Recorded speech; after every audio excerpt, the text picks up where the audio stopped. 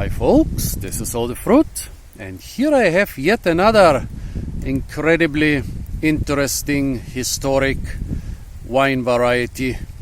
I'm still in this ancient vineyard, which has been mentioned for the first time 1250 years ago here in Heidelberg, in the suburb of Handschuhsheim, with all the old grape varieties grown here for hundreds of years. However, this one is not that old. This one is the Tokaj Grape, or as they say around here, the Puszera, which probably comes from the Hungarian word Puszta. The Tokaj wine is it is considered one of the great wines of the world for many hundreds of years. Why? Well, first, it's the first big sweet dessert wine creation since the time of the ancient Romans and Greeks. They like to drink a lot of sweet wines, and then later, for over 1,000 years, nothing happened, and then in the late Middle Ages in Hungary, the Tokaj wine was created, a very sweet wine. You can recognize the grapes by the very elongated shape of the grapes. Most have it. Well, some don't so much. But you see a lot which are very long. And then a couple hundred years ago, the first classification, like official classification of vineyards, the first official basically quality seal for vineyards was invented in Hungary, I think about 300 years ago. And this one is an incredibly great wine that brought a lot of wealth and fame to Hungary. And nowadays the Tokaj growing area is mostly in Hungary, but a small part is in Slovakia, which used to be part of Hungary for centuries. Very interesting wine, which is some of the Tokaj wines, they are being created by using half dried and half fermented on the vine grapes.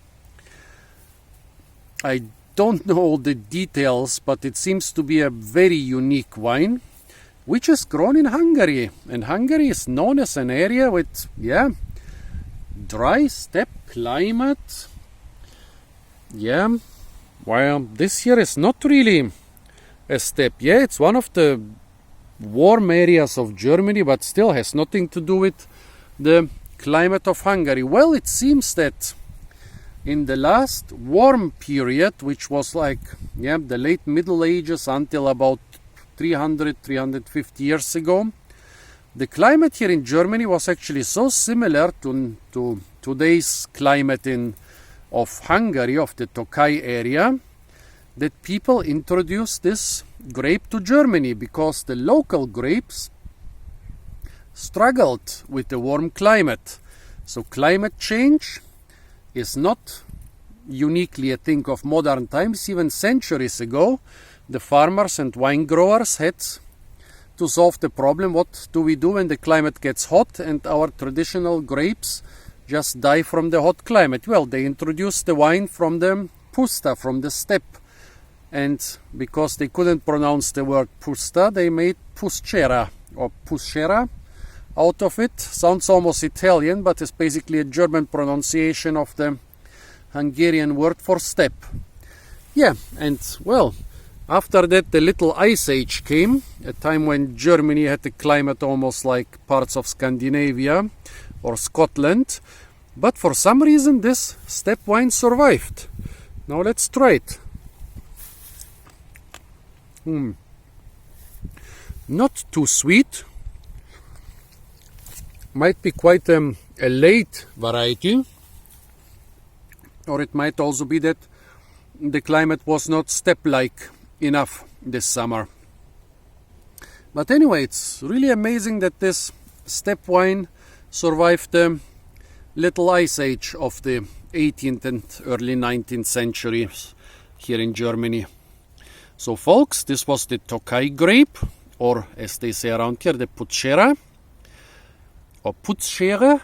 I think in the local village they say Putzscheere, which sounds like almost like scissors you use to clean the grape wine, but yeah, it's basically a local version of the word Puszta. By the way, those grape wines here, they might look quite young, but the wine grower assured me that they are from a very old rootstock, that they are from a very old root. The root must be well over 100 years old. Those here are just a couple decades old. But the plant itself, as you can see here a little bit, is ancient. So folks, this was the Tokaj or Putzscheere or Puschera grape wine. Stay tuned for a lot more fruit videos from the beautiful city of Heidelberg.